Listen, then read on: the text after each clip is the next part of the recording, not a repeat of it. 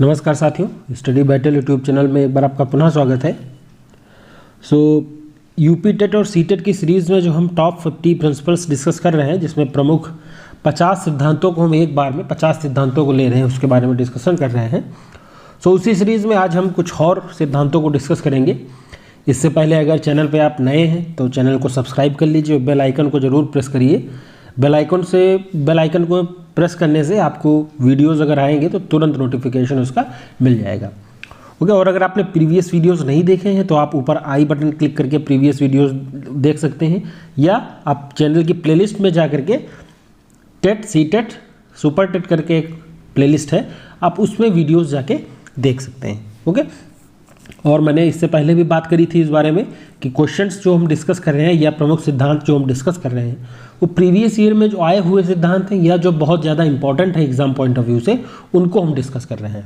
Okay, सो आइए video को start करते हैं। इसमें सबसे पहले जो है सिद्धांत दिया हुआ है एक खंड बुद्धि का सिद्धांत। देखिए, बुद्धि के सिद्धांत जो है 3 है। ओके, एक खंड बुद्धि का सिद्धांत है। ओके, फिर यहाँ आप देखिए नीचे 2 खंड बुद्धि का सिद्धांत है और 3 खंड बुद्धि का सिद्धांत है। क्वेश्चन अगर एक खंड बुद्धि का सिद्धांत आएगा तो आपको अल्फ्रेड बिने, ओके, एक खंड बुद्धि का सिद्धांत जो है वो अल्फ्रेड बिने ने दिया है।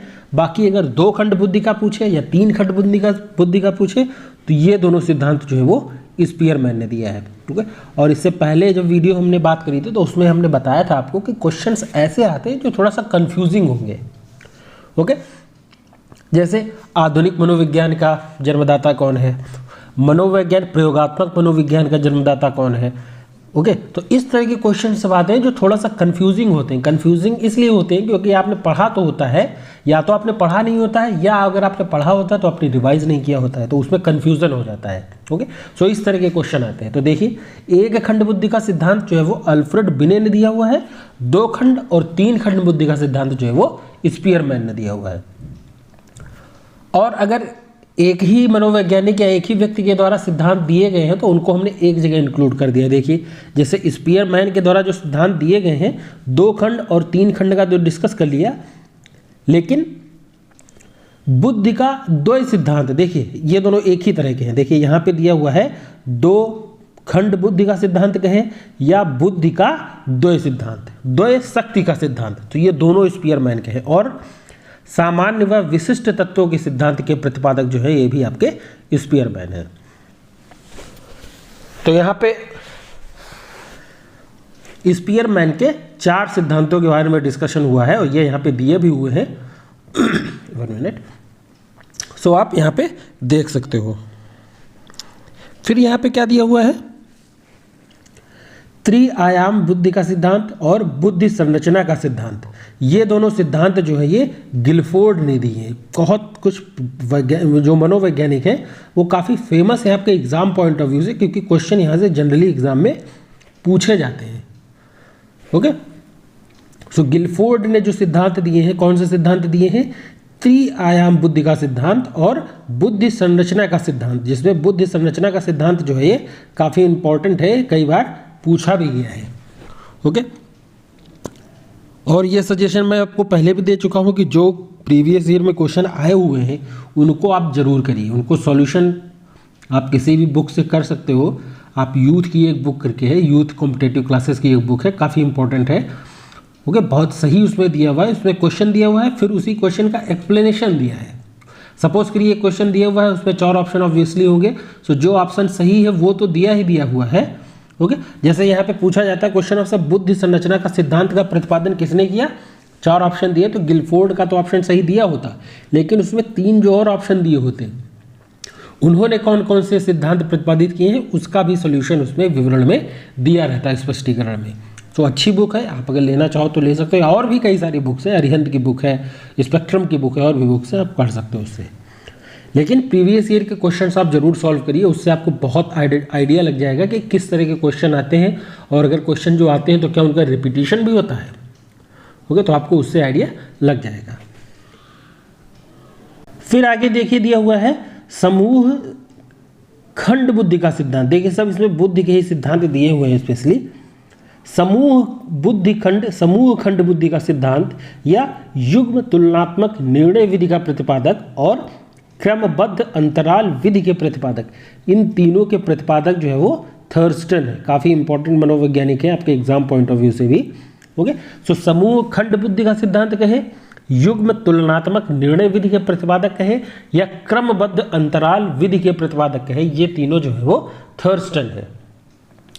समदृष्टि अंतर विधि के प्रतिपादक जो है ये थर्स्टन व चेव। सो थर्स्टन और चेव इन दोनों ने मिलकर इस विधि का प्रतिपादन किया हुआ है। न्यादर्श या प्रतिदर्श, देखिए दो टर्म है, एक तो है न्यादर्श और या उसी को हम प्रतिदर्श कहते हैं। वर्ग घटक बुद्धि का सिद्धांत जो है ये काफ़ी इंपॉर्टेंट है, आया हुआ है एग्जाम में।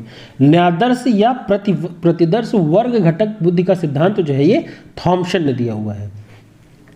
फिर पदानुक्रमिक या क्रमिक महत्व का बुद्धि का सिद्धांत जो है ये बर्ट एवं वर्णन, बर्ट और वर्णन के द्वारा ये सिद्धांत दिया गया है।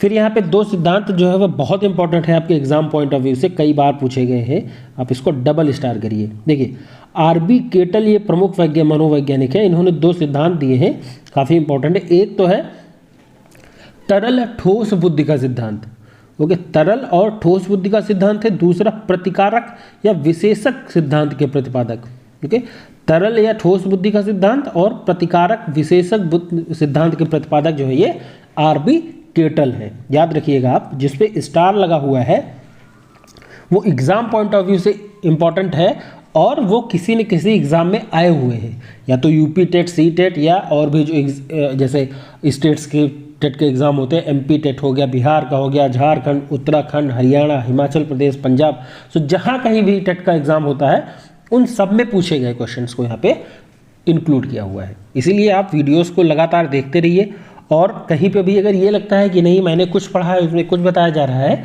तो आप उसको कमेंट बॉक्स में कमेंट करके पूछ सकते हैं। ओके, हो सकता है ह्यूमन एरर हो सकती है, हमने भी टाइप करने में या एडिट करने में कहीं पे कुछ गड़बड़ हो सकती है, आगे पीछे हो जाए, तो वो आप देख लीजिएगा। और अगर आपको लगता है कि गलत है तो आप कमेंट करके बताइए ज़रूर, क्योंकि उसको सही करना भी ज़रूरी है। क्योंकि पहली बार मान लीजिए कोई पढ़ रहा है और उसने गलत ही पढ़ लिया तो उससे मैं नहीं चाहता कि उससे किसी का नुकसान हो जाए कि वो पहली बार यहीं से पढ़े इसी चैनल से और एग्ज़ाम में क्वेश्चन वही आ जाए तो वो उसको गलत करके आ जाए। सो अगर आपको लगता है कि ये क्वेश्चन जो मैंने बता रहा हूँ या ये गलत दिया हुआ है यहाँ पे या गलत बताया जा रहा है तो आप कमेंट कर दीजिए, मैं उसको तुरंत अगले वीडियो में रेक्टिफाई करके या उसका सही करके देख के आपको बता दूंगा।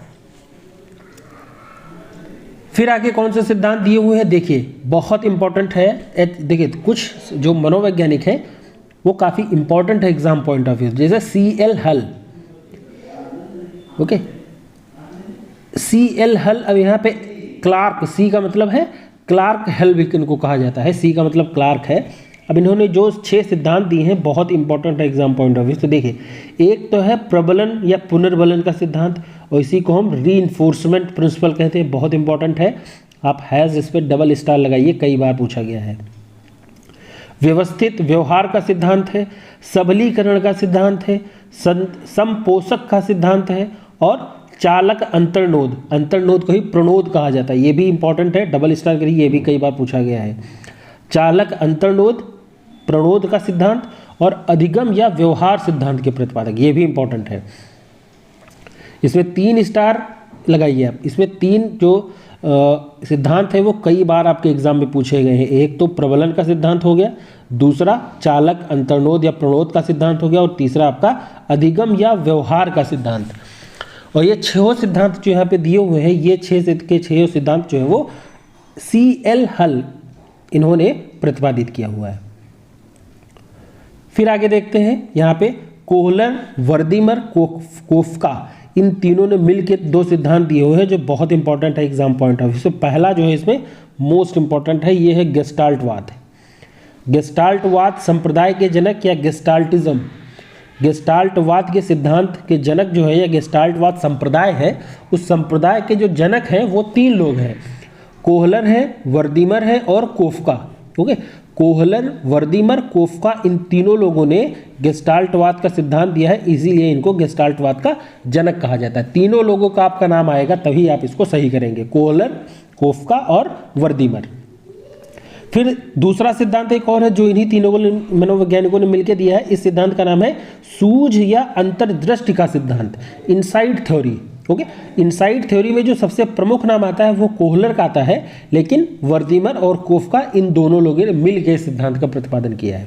ओके, सो गेस्टाल्टिज्म पूछे, गेस्टाल्टवाद पूछे, या सूझ या अंतर्दृष्टि या इनसाइट थ्योरी अगर इंग्लिश में कहीं पे लिख के आता है तो वो कोफका हो जाएंगे, वर्दीमर, कोहलर और कोफका।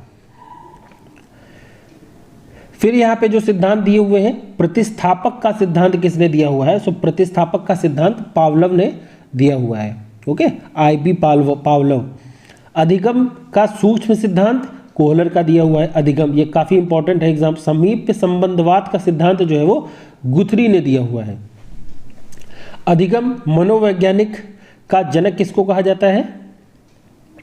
जो लर्निंग साइकोलॉजी है, अधिगम मनोवैज्ञानिक का जनक जो है वो हरमन इबिन हॉस को कहा जाता है। ओके, अब इसमें देखिए जो सिद्धांत ये दिए हुए हैं इसका एक्सप्लेनेशन भी होना चाहिए, इसका जो विवरण है या उस सिद्धांत के बारे में उन्होंने क्या कहा है। जैसे इनसाइट थ्योरी दी है जो कोहलर, कोफका और वर्दीमर ने जो इनसाइट थ्योरी या सूझ या अंतर्दृष्टि का सिद्धांत दिया, तो उस सिद्धांत के बारे में भी पढ़ना पड़ेगा आपको।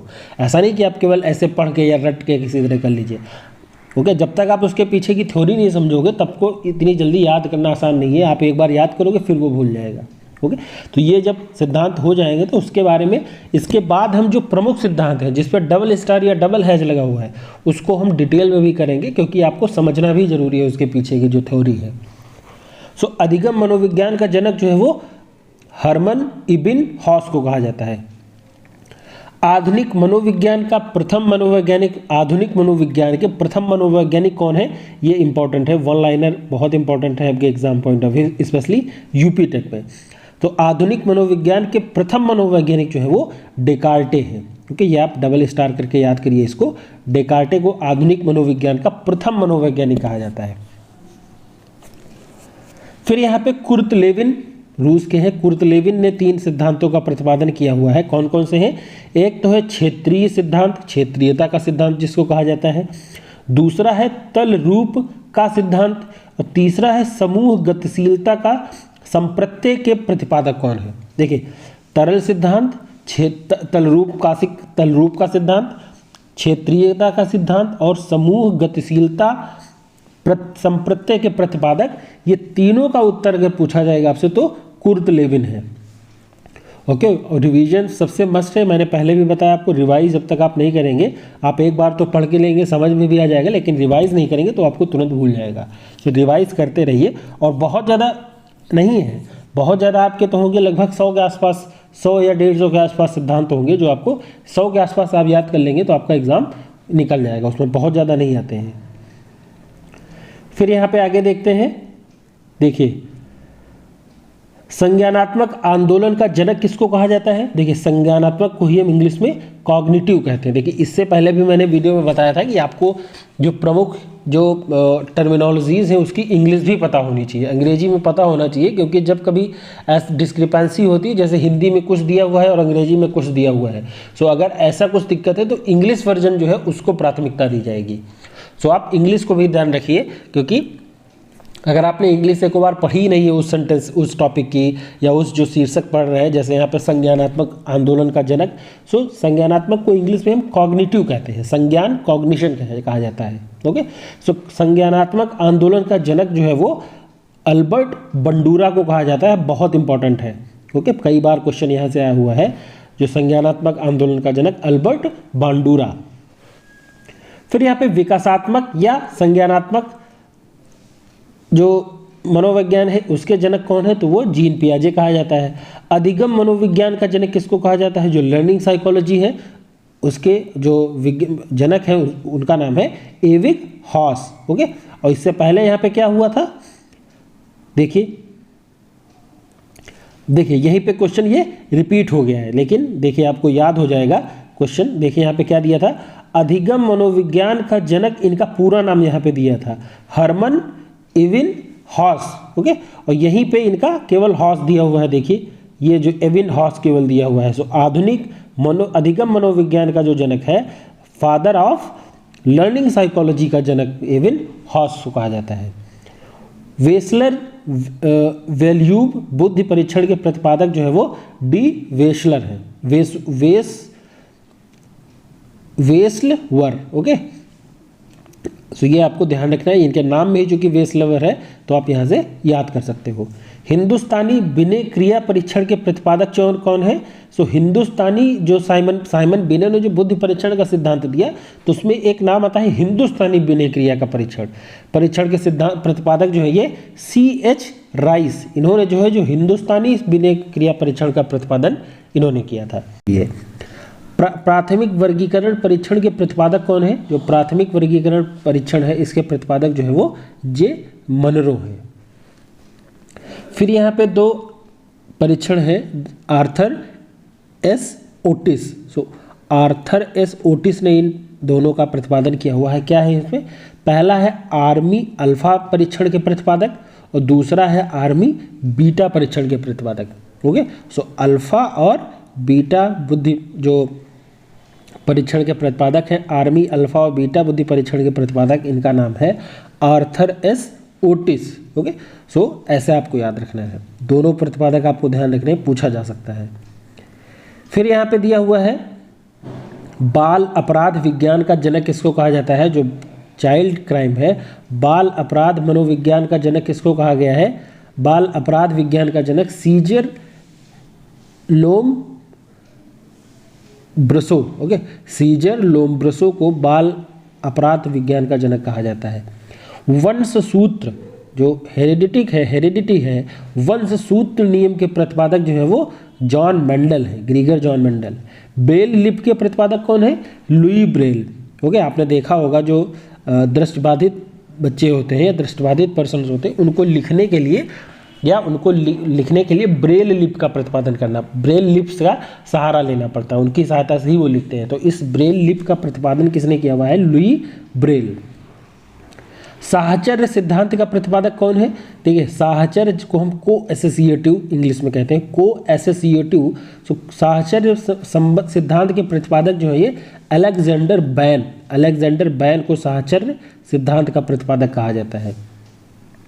शरीर रचना का सिद्धांत किसने दिया है? शरीर रचना को हम एनाटॉमी कहते हैं इंग्लिश में। इस सिद्धांत का प्रतिपादक कौन है? सेल्डन। व्यक्तित्व मापन के जीव सिद्धांत का प्रतिपादक किसने किया है? गोल्डस्टीन ने किया हुआ है। अधिगम का सूक्ष्म सिद्धांत, जो अधिगम का सूक्ष्म सिद्धांत है, देखिए ये यहाँ पे बहुत इंपॉर्टेंट है, याद रखना पड़ेगा आपको, डबल स्टार करिए यहाँ पे। अधिगम का सूक्ष्म सिद्धांत कोहलर ने दिया हुआ है।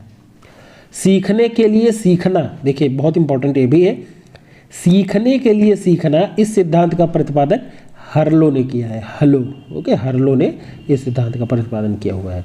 सो ये कुछ इंपॉर्टेंट सिद्धांत हुए जो आपके एग्जाम पॉइंट ऑफ व्यू से काफ़ी इंपॉर्टेंट है, इसीलिए हमने इसको डिस्कस किया। सो आप इसको रिवाइज करते रहिए, रिवीजन सबसे मस्ट है, मैंने पहले भी बताया। अदरवाइज अब एक साथ जब आप लेके बैठोगे तो आपको टफ लगेगा, आपको लगेगा कि ये सब मिलते जुलते एक तरह के सिद्धांत हैं। सो डिफ्रेंशिएट करना ज़रूरी है, आप रिवाइज करते रहेंगे तो बहुत आसान रहेगा, बहुत टफ नहीं रहेगा। और रिवाइज करना इसलिए भी ज़रूरी है क्योंकि यहाँ से क्वेश्चन आते हैं, जनरली हर एग्ज़ाम में पूछे जाते हैं, तो आप इसको करते रहिए। ओके, अगले वीडियो में हम कुछ और क्वेश्चन के साथ मिलेंगे, कुछ और फैक्ट्स के साथ मिलेंगे। तब तक के लिए धन्यवाद।